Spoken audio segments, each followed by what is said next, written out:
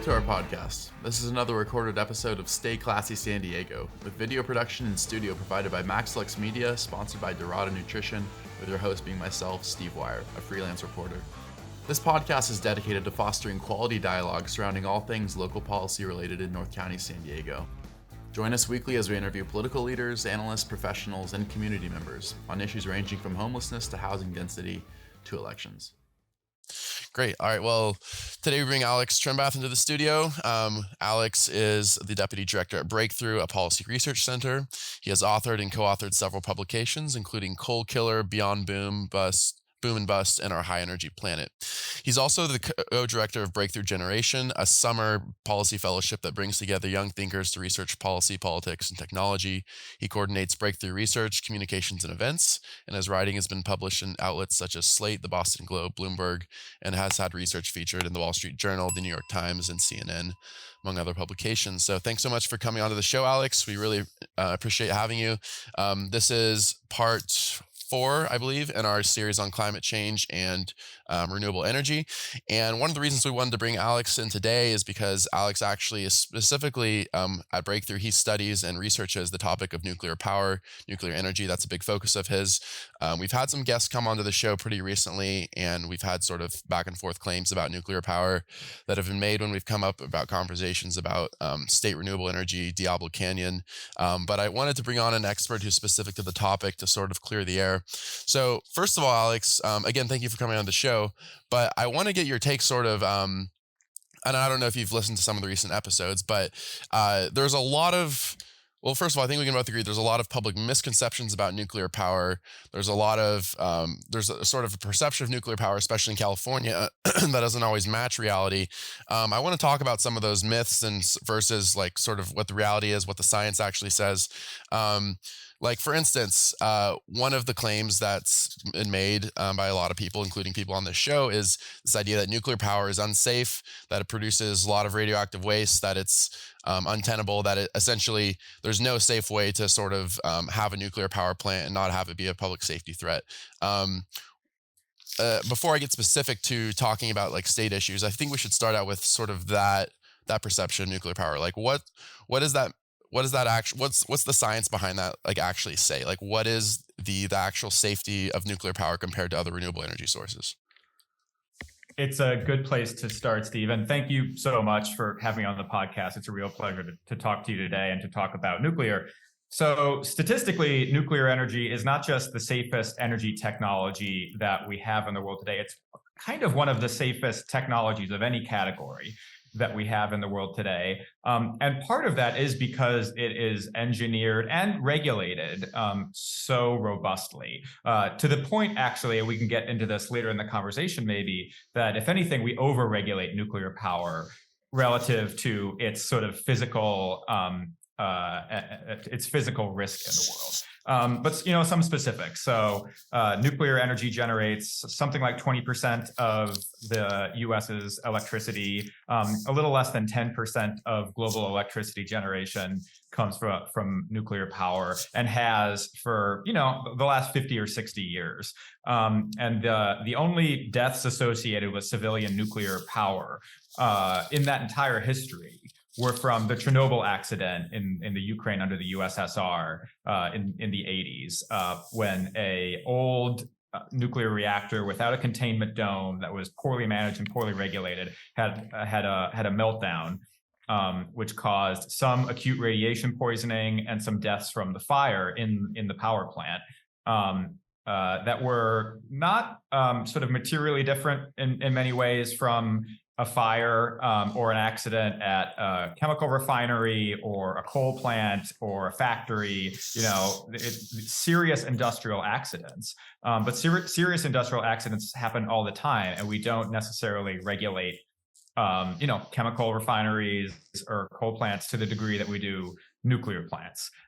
So there's just been very few deaths associated with the operation of nuclear power plants over not just recent history, but over the full history, the over half a century of history that we have operating these plants in the U.S. and around the world. Another big concern that people have about nuclear energy is with the spent fuel from nuclear reactors, what people call nuclear waste. But again, like in many ways, nuclear waste is like the least bad waste problem we have almost in the world. It generates a tremendously small volume of waste. All of the waste generated by America's 100 nuclear plants over half a century could fit on a football field just a couple meters high. It's all in concrete dry casks on the site of the power plant. It just sits in a parking lot doing nothing and affecting nobody. It has had zero public health effects, let alone deaths associated with it. Again, over half a century's worth of operation. So, bottom line, nuclear energy is an extremely advanced and serious modern technological capability that we have to split atoms and to capture the energy released by those atoms and to actually cool, capture and cool the radiation associated with that chemical reaction with water and other coolants. It's very serious and very sort of technologically advanced thing that we do as modern human societies. And it's not something to be blasé about, but we haven't been blasé about it. We have actually sort of regulated it at least as much as it needs to be, and probably more so than it needs to be, given that sort of epidemiological track record that I just tried to walk through. Yeah, absolutely. So one of the things that's been brought up on this show, even with Catherine Blakespear, who's now the state senator representing this district, was when we were talking about the conversation about, like, do we as a state need to include nuclear as part of the package of renewables as we move forward into a greener future, as we try to achieve like certain GHG reduction goals by the state's set target, is like, so should nuclear be a part of that conversation? And one of the things that Senator Blakespear said is, we can't really deal with this issue. We can't even really consider that until we figure out a way to deal with nuclear waste. But sort of what I'm hearing from you is like, we already deal with this effectively. Like, the reality is that nuclear waste can already be dealt with. That spent fuel, nuclear reactors fuel, can actually be dealt with correctly. It can be dealt with safely in a way that doesn't endanger future generations. Is that kind of what I'm hearing?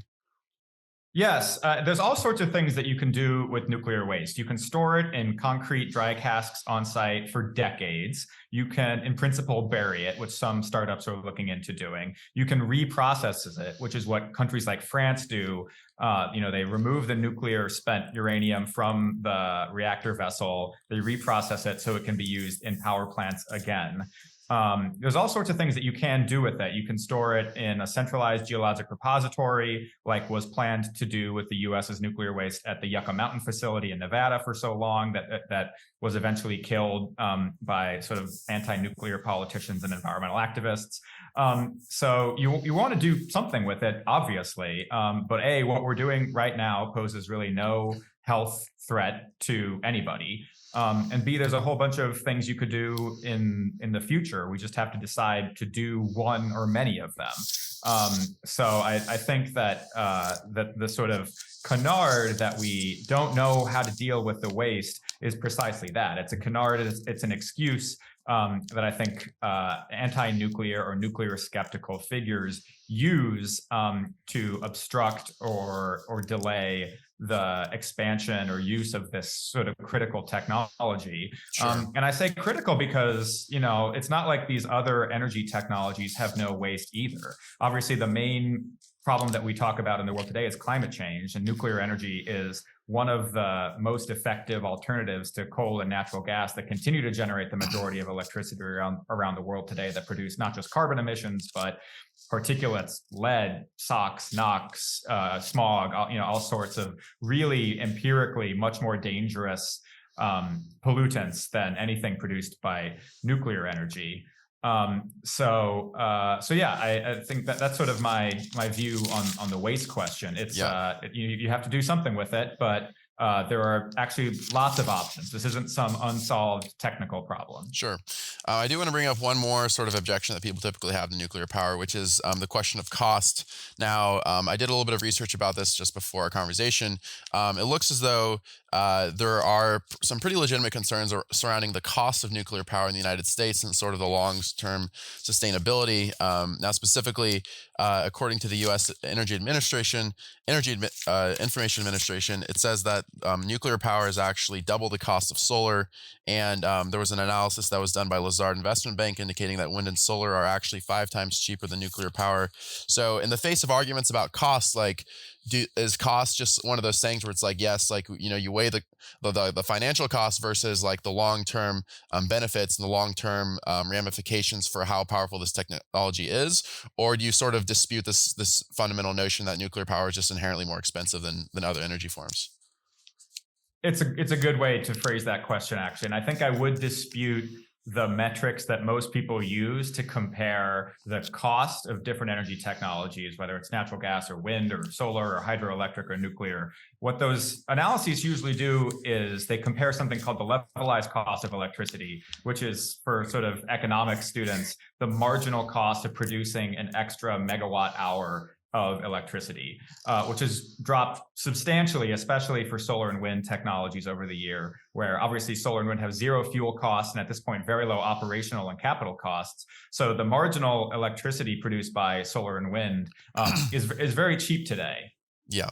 But solar doesn't generate when the sun's not shining. Wind doesn't generate when the wind's not blowing. They are extremely extensive in a sort of land and materials perspective in terms of how much steel, concrete, copper, rare earth minerals go in to building solar and wind farms compared to a nuclear plant, and in terms of how much land they take up just for the electricity generation. And that's before factoring in the amount of land and materials needed for all the extra transmission that you need to build to integrate significant amounts of solar and wind into your electricity grid. That's not to say that we shouldn't do that. They are low-cost renewable energy technologies that will help us solve the pollution and climate problems associated with our conventional electricity grid. But what we see is that as countries like the United States and Germany and Spain and the United Kingdom start to approach really high levels, sort of unprecedented levels of renewable energy generation from wind and solar, it becomes a lot harder to actually sort of balance that really variable, intermittent electricity generation from those, less reliable sources of electricity without something like coal or nuclear or natural gas on the other side of it. And if you want to be approaching zero carbon grids, then something like nuclear or maybe natural gas with carbon capture or geothermal or a combination thereof is going to have to balance out what we're getting from solar and wind. Absolutely. And before I get into my next question, I'm just going to list off a few fun facts about nuclear. So according to an analysis conducted by the Iran think tank, nuclear power actually generates 4 times fewer greenhouse gas emissions than solar. Nuclear power is also, to the land use point you're making, requires substantially less land than wind and solar. According to some assessments, it requires 1/2000th as much land as wind and 1/400th as much land as solar. And the land use conversation is huge, I think, when you talk about cost, right? Because that ties into how much land you actually need to purchase, how much public land and space needs to be consumed by this energy production. So I thought that was worth bringing up. And then as far as the nuclear waste issue goes, just to back up what you said earlier, according to this same analysis by the U.S. Energy Administration, the volume of nuclear waste is actually a tiny fraction of renewable waste. Nuclear waste is about 1/10,000th of the waste generated by solar and about 1/500th of the waste generated by wind. So when you talk about waste, it's like, where's actually the waste coming from? Where do these other renewable energy sources, where does their waste go? I think it's a conversation worth having, and I think that it's something that people don't consider when you talk about sort of the boogeyman of nuclear waste. So just wanted to put that out there to back up some of the points you made. But I also want to talk a little bit about just like in general, as far as these public misconceptions that we're talking about with nuclear power, like where can you walk people through sort of the history of like where sort of this anti-nuclear rhetoric sort of originated from? Like, where does it come from? I think I might kind of know the answer, but just for people who are unfamiliar with this conversation, like how do these arguments sort of originate? Well, I think I can give a California-specific answer to that question because a bunch of the anti-nuclear stuff does originate in California and in sort of California environmental politics specifically. But also, this is a mostly sort of California podcast, California audience, so I think it'll be most relevant talk about the issues here. But what you really have behind a bunch of the anti-nuclear sentiment is just pure sort of anti-technology, anti-infrastructure, sort of anti-population growth sentiment from the post-war environmental movement that really splits the environmental movement in the 60s and 70s. So, in the 1960s, many of the sort of leaders and the board members of the Sierra Club, for instance, were really pro-nuclear, actually, because it has this tremendously small land footprint. It generates electricity without any pollution coming out of the power plant, zero air pollution, zero pollution to the water that's used in the power plants. But you had other members of places like the Sierra Club and the Union of Concerned Scientists, which is really founded to oppose nuclear power, who are worried about the use of nuclear power in places like California that will make it easier for people to move here. We'll have so much electricity. It'll be so land efficient and resource efficient, and that'll just encourage more people to move to California and despoil the landscape. And so you had this sort of dispute in environmentalism, in sort of institutionalized environmental organizations, come to a head over a nuclear power plant that was supposed to be sited at Bodega Bay here near where I am in the Bay Area.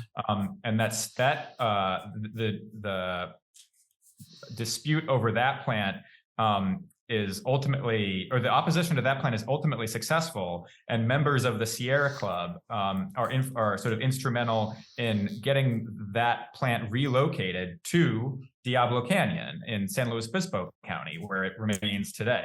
And that decision splits. And that decision splits the Sierra Club. David Brower leaves the Sierra Club to found Friends of the Earth over the issue of nuclear power, precisely for these reasons, that we don't want nuclear energy powering economic growth and population growth.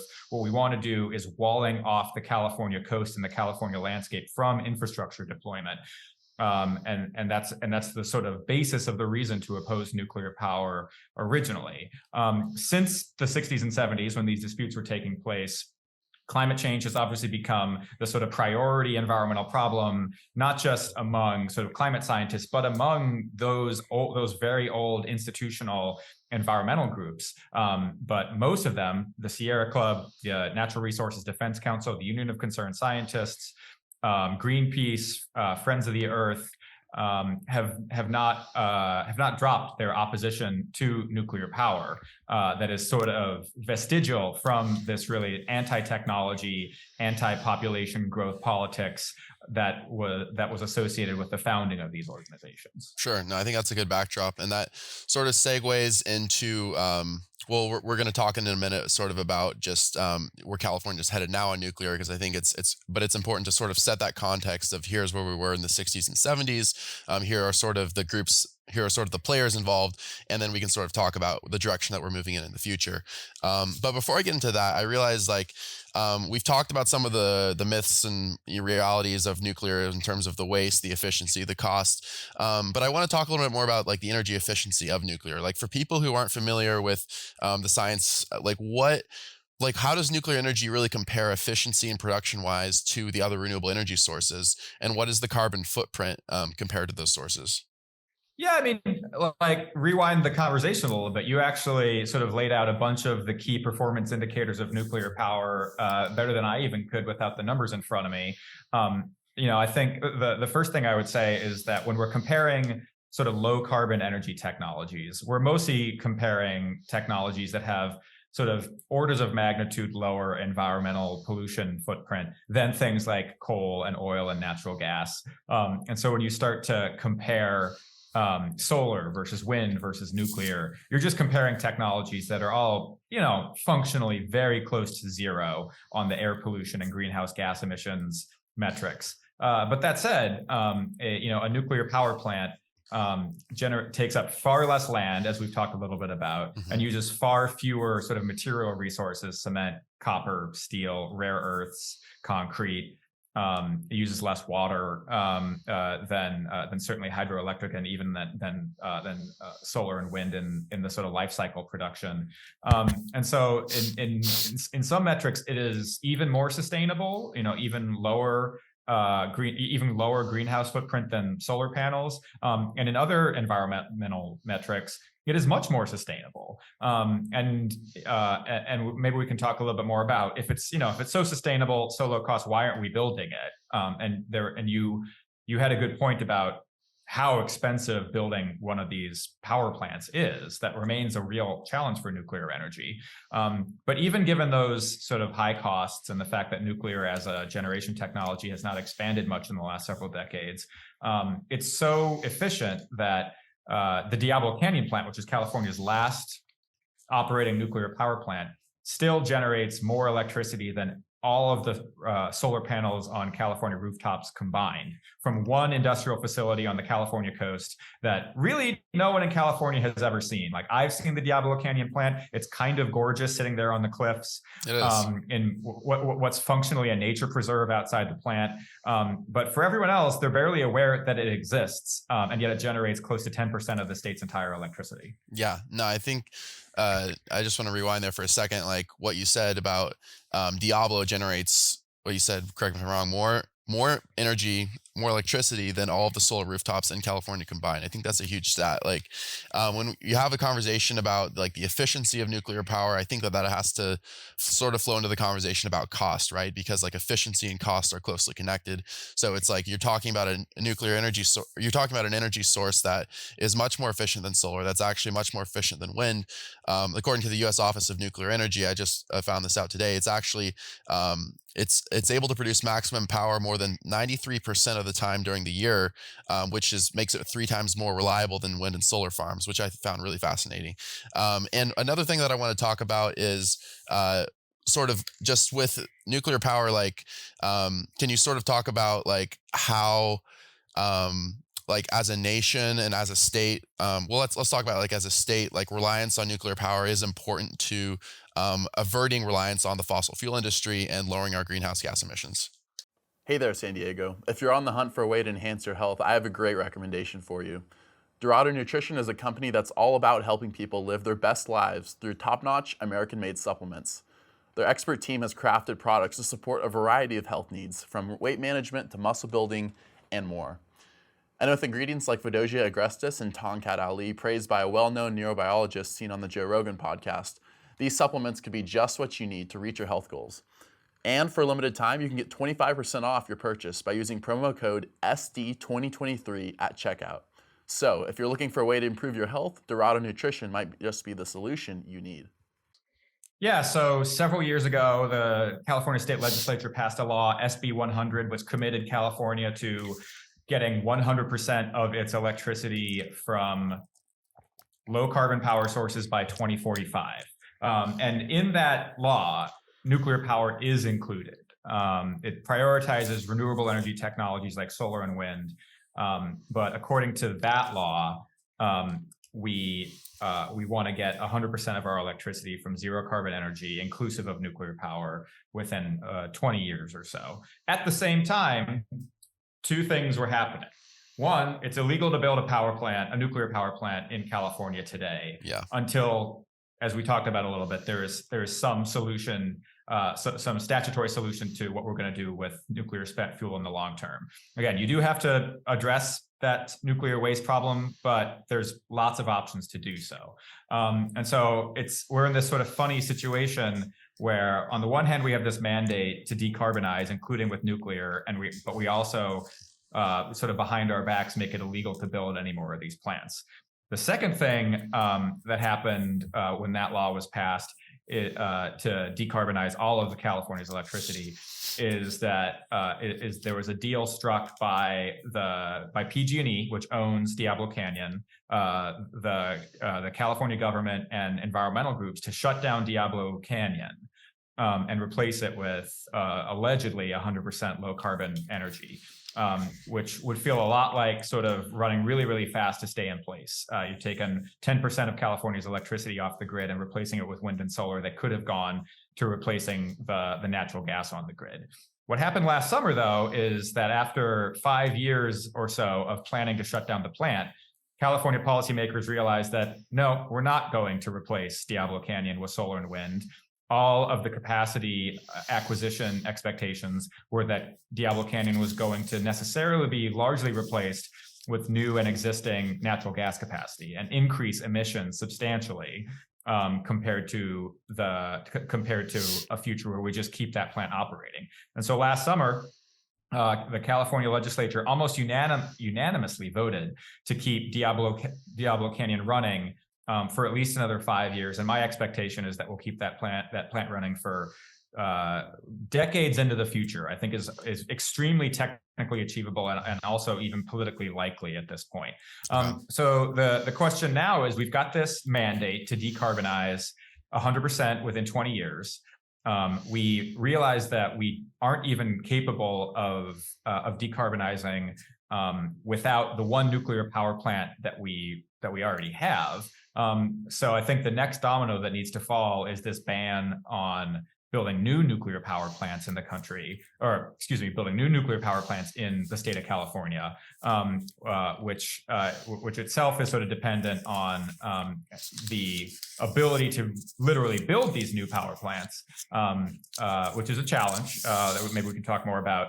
But I do think that the sort of policy and political wins have been in nuclear power's favor in California over the last few years. Great.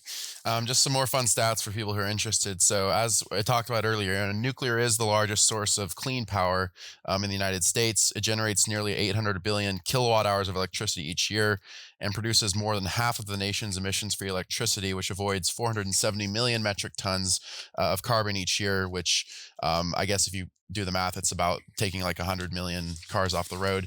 And there's an interesting study, and I'll bring it up again by NASA that I was reviewing today, which I think I brought up on another podcast episode, which says that like basically if you take like the amount of carbon, the amount of greenhouse gas emissions sort of removed from the atmosphere as a result of the transition to nuclear power since I think the 1970s, we've actually saved probably close to 2 million lives, according to this study, from air pollution, from fossil fuel related health problems that are caused by fossil fuels, essentially.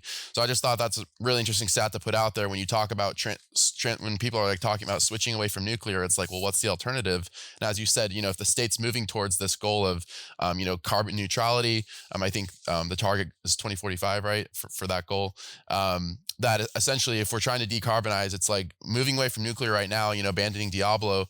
The alternative is natural gas. The alternative is fossil fuels. So I think that's important to keep in mind. That the switch to nuclear really has saved quite a few lives, and it's done wonders for moving us closer to these targeted goals. But I want to talk a bit about something you mentioned, which is that California actually does have a ban in place on building new nuclear reactors, which I believe this moratorium went into effect in 1974, and essentially says you can't build new nuclear reactors until we figure out what to do with the waste. Now, as we already talked about, sort of like the concerns about waste they're valid, but at the same time, you have to balance that with like, what is the waste produced by other renewables? And do we actually already have effective ways of dealing with nuclear waste? And the answer seems to be yes. So it's sort of like, what are we doing? And I want to ask in your opinion, like, do you think, given public sentiment and this seeming hesitancy by policymakers, including, as I said, people who've come onto this show about nuclear, is there any chance that we sort of go back on this? Is there any chance that we sort of pivot on the nuclear issue in California? And what could that look like? I think the pivot has started. So, okay. Senator Dianne Feinstein, longtime lukewarm at best on nuclear, wrote in support of the state legislature's, again, near unanimous decision last summer to extend the lifespan of Diablo Canyon. Nuclear is statutorily a part of the state's mandate to decarbonize. Sort of nuclear energy can contribute to the state's decarbonization goals.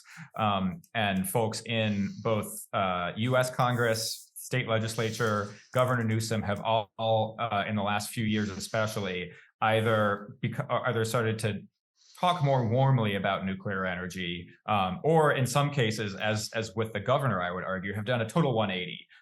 whereas Governor Newsom, when he was lieutenant governor, was instrumental in the decision to shut down Diablo Canyon, and has completely changed his mind admirably in light of the evidence, which is that we can't shut this plant down and maintain reliability for the almost 40 million folks who use electricity in the state of California, and without increasing emissions in the process. So yeah, I think the pivot has started. Okay. And there are a couple sort of policy things that we need to take care of. Like we've talked about in sort of reversing the moratorium on new nuclear power plants. And to be fair, the nuclear industry, such as it is itself, needs to demonstrate that it can build reactors, which has proven challenging, to say the least, over the last 20 or 30 years. Which is why, again, I'm very optimistic about California, because a bunch of the startups that are working on smaller next generation advanced nuclear reactors are here in California. Companies like Oklo, which is based on the San Francisco Peninsula, Kairos, which is based on the island of Alameda here in the Bay Area. There's a bunch of sort of innovative commercial activity coming from the advanced nuclear sector here in California that I think will sort of further encourage the state's sort of commercial and political communities to sort of reverse the obstacles to nuclear. That's at the state level. There's a whole bunch of problems at the sort of federal regulatory level in actually getting sort of operating licenses and licensing these new reactor designs that the Breakthrough Institute, where I work, is working on sort of vigorously as we speak. Sure.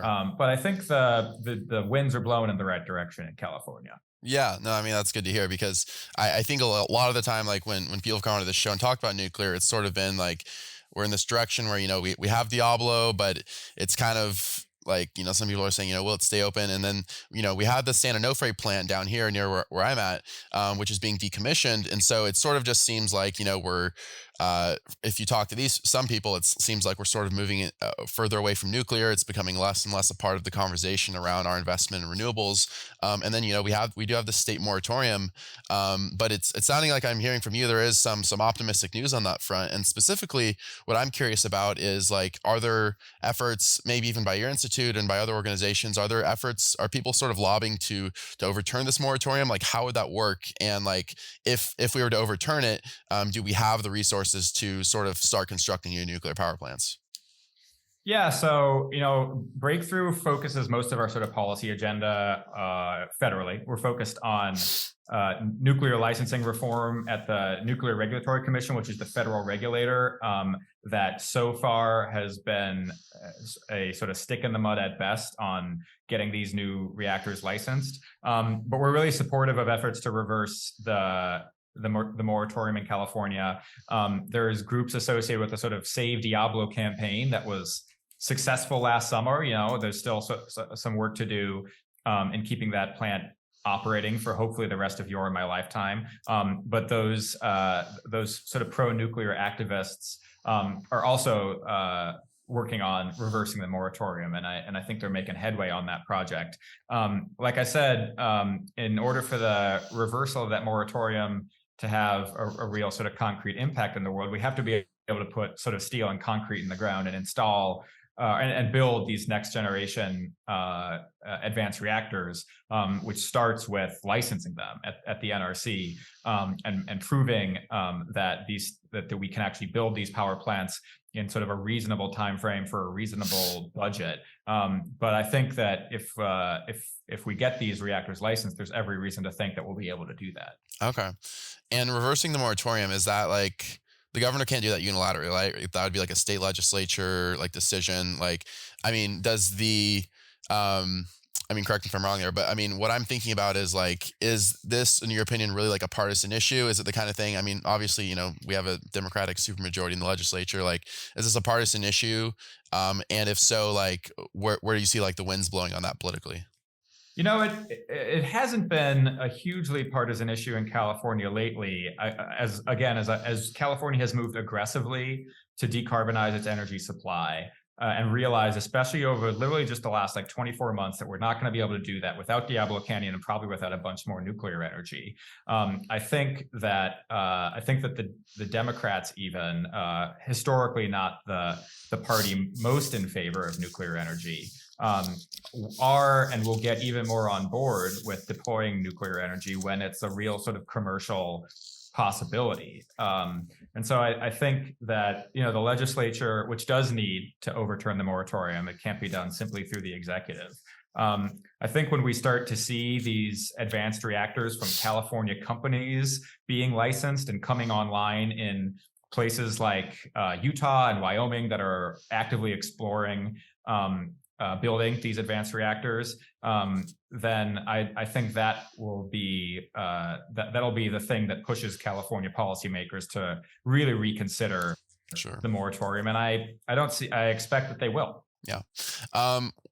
We've been kind of like dancing around this topic for a while. I want to kind of dive in, so with Diablo specifically. So as we mentioned earlier in the conversation, so earlier this month, federal regulators granted an exemption that will allow the Diablo Canyon nuclear power plant to continue to operate to 2030. Is that correct? I know it's past 2025, but I believe it's to 2030. And at the same time, though, they haven't indicated that they will allow it to remain open. As of yet, they haven't indicated they'll allow it to remain open beyond 2030.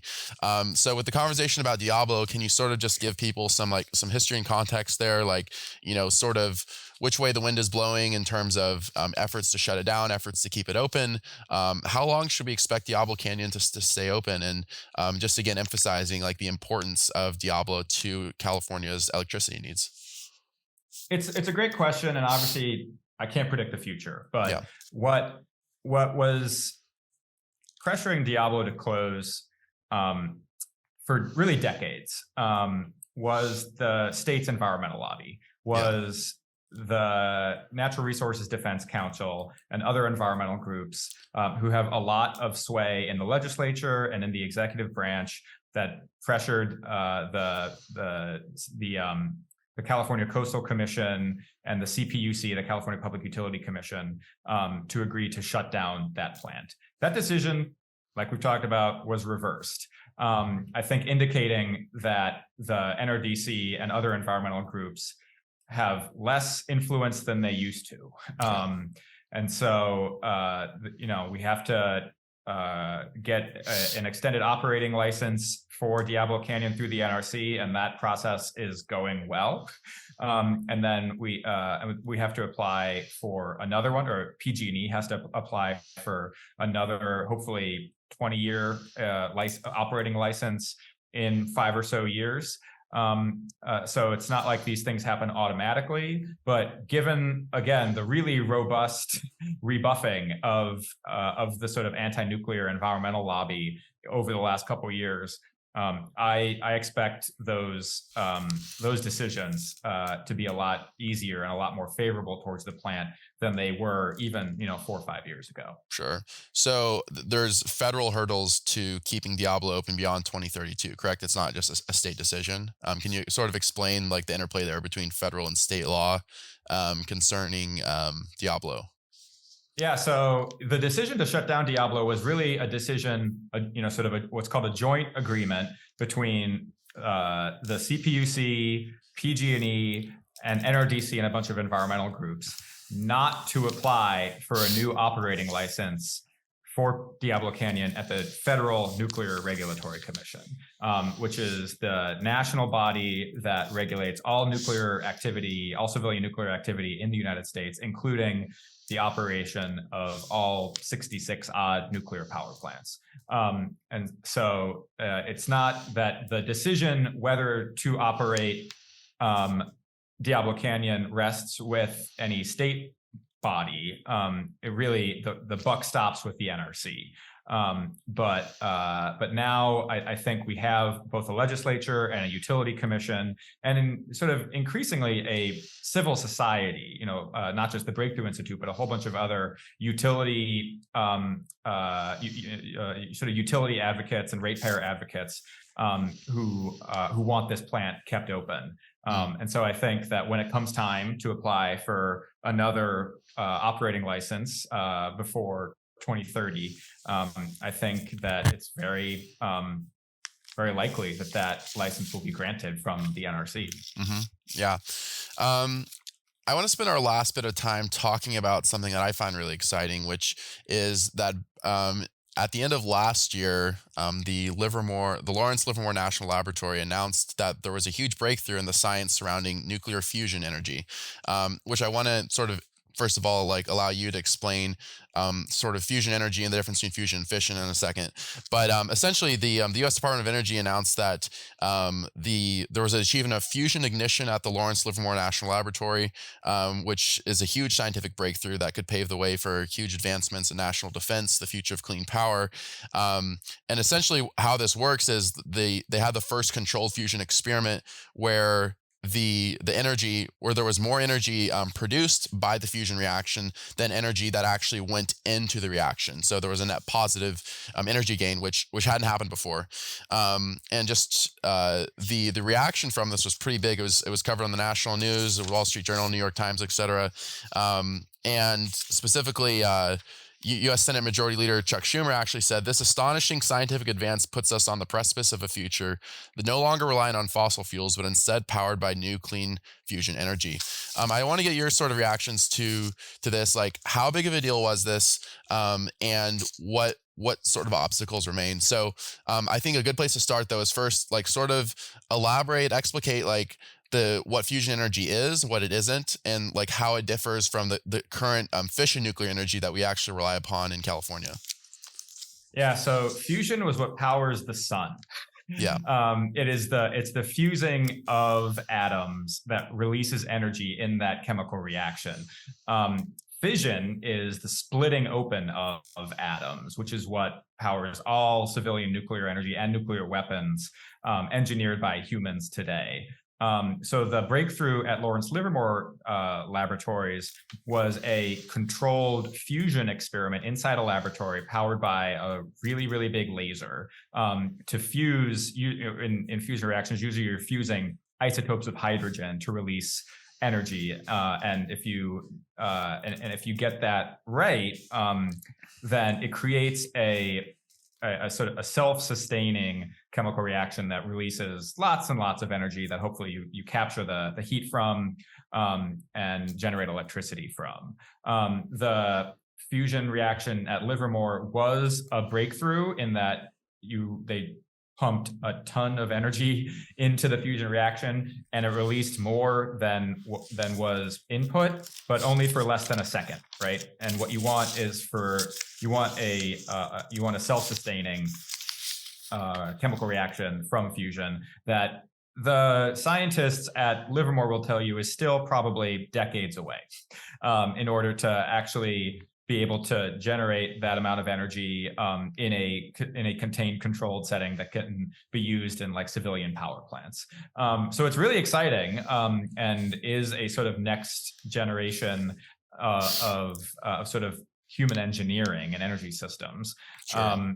And need not be thought of in zero-sum terms, I think, with the really promising next generation fission technologies that are being worked on by some of the companies that we've talked about already. Oklo, NuScale, Kairos, X Energy, these advanced reactor startups that are actually designing and building reactors and power plant designs are all doing it based on advanced fission processes that are different than the big light water fission power plants that we have operating today, but are still fission. Yeah. So, I look around and I see exciting both sort of physical and engineering innovation happening in fission, in fusion. And I think all systems go on all of these fronts. And we don't need to think about sort of either or. We're going to be innovating, hopefully, as long as you and I and our grandchildren are alive. Yeah.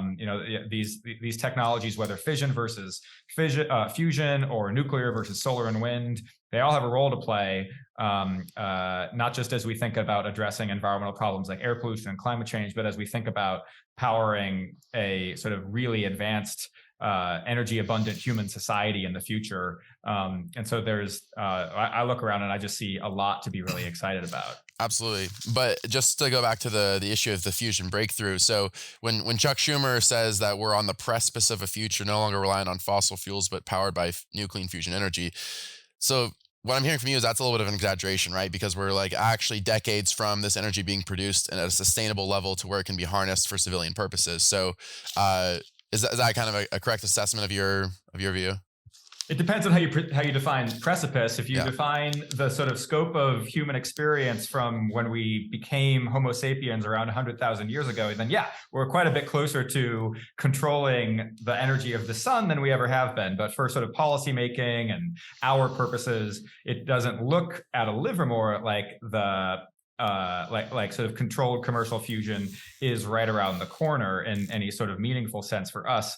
I would say that there are other types of engineering innovation happening in fusion for lower energy chemical reactions, what's called solid state fusion, for fusion using magnets as opposed to lasers. There's a couple different ways that we're trying to create controlled, self-sustaining fusion reactions for commercial energy. And it might not be the laser-based ignition happening at a Livermore that first achieves that sort of commercial sustainability. We'll see. I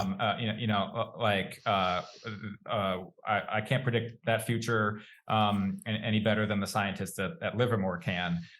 What I do know is that there is a whole bunch of different scientists and startups working on advanced fusion and advanced fission, and in order to sort of solve climate change and build an abundant energy future, all of these technologies would be extremely sort of valuable to the human enterprise. Yeah, no, absolutely. I mean, I think it's like there's sort of the question of like how big of a breakthrough is this, and it sounds like like on the scale of like human history, like this is a huge deal. Like this is the fact that like there was actual net positive energy like produced by this ignition reaction is a huge deal.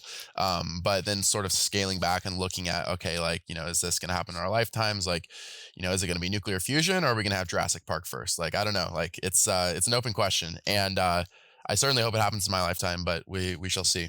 I sort of want to just wrap up by sort of an overview of just some of the things we've talked about. I mean, we've gone through some of the benefits of nuclear, some of the myths versus perceptions. For instance, we talked about the waste. We talked about the fact that nuclear waste remains an issue, but it's sort of an issue that can be solved, and it's sort of a minute issue compared to the waste that we're getting from other energy sources. We also talked about the land use economics of nuclear power, the fact that nuclear power takes considerably less land than these other energy sources, that it's considerably more efficient than other energy sources, that it saved millions of lives from air pollution. And then we also talked about, sort of what a pivot on nuclear power could look like, at the state level. We have this moratorium in place. We have certain groups lobbying against nuclear, but there's also a lot of evidence that the winds are blowing in the right direction and that we could actually see a pivot back to nuclear power in the future. I think, in my opinion, Alex, correct me if I'm wrong, that a lot of the public hesitancy and a lot of the public sort of fear and concern around nuclear power has to do with this mistaken association between nuclear power and nuclear weapons, where people actually think about, because on a global scale, like, in international negotiations and the world, like we're trying to push towards a future with no nuclear weapons, hopefully, right? Where that's like not a thing that happens, because that's obviously bad for global safety. But at the same time, like sort of people like separating that distinction between nuclear power and nuclear weapons in people's mind. And then you also have Chernobyl, as you talked about, which sort of ignited a whole wave of public fear and misconceptions about nuclear. I would also throw in the 3 Mile incident to that, which I think was in 1967 in Pennsylvania. Correct me if I'm wrong, that accident happened. And then just in 2011 with what happened with the tsunamis at Fukushima. So sort of like, how do you at Breakthrough, and like how do you other organizations like really push to change this narrative about nuclear power that's just so deeply entrenched in these just mistaken notions and associations about what this actually does? Yeah, I mean, it's an understandable sort of mistake that the public makes in associating these two very different technologies. And it's an understandable that many in the public sort of overinterpret the incidents at 3 Mile Island, at Chernobyl, and at Fukushima to conclude that nuclear is a uniquely dangerous sort of industrial technology, when in fact it's just about the safest industrial practice that we operate in the world today. What's less understandable is I think, increasingly unacceptable anti-technology, anti-humanist, and knowingly sort of obstructive anti-nuclear activity of the environmental movement, who studies this issue day in, day out. They understand the climate problem, they understand pollution, they understand the drawbacks of all different energy technologies, and continue to both oppose nuclear at a sort of policy level and to feed these mistaken understandings of nuclear energy among sort of the general public. And even with the sort of active knowing feeding of sort of mistaken understanding of nuclear, a majority of the US public supports nuclear energy. Mm-hmm. And if you ask, do you support nuclear energy for electricity generation? That support skyrockets even further, reflecting both that there's a conflation of nuclear energy and nuclear weapons among the general public, mm-hmm. and that the general public is despite these sort of misconceptions that are fed largely by the sort of anti-nuclear environmental lobby, that there's tremendous support for nuclear energy, which I think, hopefully in the coming decades, we'll start to see bear fruit in the form of these next generation nuclear power plants. Yeah. Well, I think that's I don't get is like when you have like environmental organizations like the ones you talked about, who they know the science, like they study this, they're on the front lines of this. They also know the science behind not just nuclear, but the science behind climate change and how dangerous the future looks like with the impacts of climate change. And yet they still continue to, as you said, stoke and sort of feed these misconceptions about nuclear power to the public. It's just something, it's always baffled me. But I want to end our time here just by you've kind of touched on this, and I just want to give you a couple minutes to just dive into it. Like some of the innovations that are happening at the nuclear power level. Again, we talked about the difference between fusion and fission, but for our purposes, we're talking about specifically fission, nuclear power. What are some of the innovations and frontline leading technologies that people are coming up with, and how bright is the future for the innovations surrounding nuclear power? Yeah, so in approximate terms, a nuclear power plant operating in the United States today is an enormous industrial facility. It's about 1,000 megawatts, and it uses water, usually from a river, or in Diablo Canyon's case, from the ocean, as its primary coolant. And it uses enriched uranium as its primary fuel. There is a couple dozen startups working primarily in the United States and Canada on advanced reactor designs that would be smaller, sometimes as small as 1/1000th the size of a typical nuclear reactor operating today. So something like a megawatt as opposed to 1,000 megawatts. Or there's a bunch of companies working on sort of 50 to 100 megawatt sized reactors. They might use different fuels or different fuel chemistries that wouldn't, for instance, rely on enriched uranium imports from Russia, which is where we get a bunch of where we've historically gotten a bunch of our nuclear fuel from, which is obviously a lot harder to do or imagine doing today in a post-Ukraine invasion world. And they use different either liquid gas or solid state coolants that are impossible to melt down.